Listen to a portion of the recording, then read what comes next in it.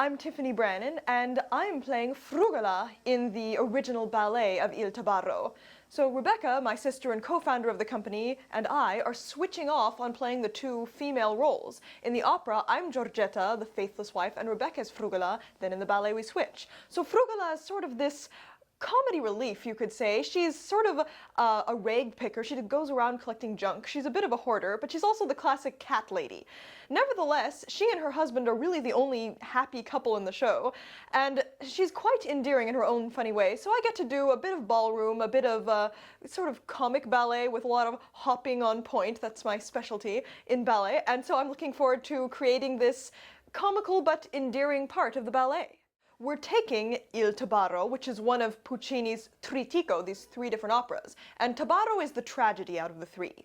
So for the ballet, instead of using completely different music, we're using the same score, reduced down to about 35 minutes, but instead of having singing, we're using some of the main soloist instruments in the live orchestra to take on those vocal lines. So instead of a very verismo conversational Italian, it becomes just beautiful sweeping melodies. And as always, in both the opera and ballet, we're using projected backgrounds alternating between the scene to show you the River Seine in Paris and silent movie-style title cards to tell you the translation and introduce the characters. So that brings in the cinema aspect of Cinballera, and it helps make it more relatable and understandable without losing any of that theatrical magic.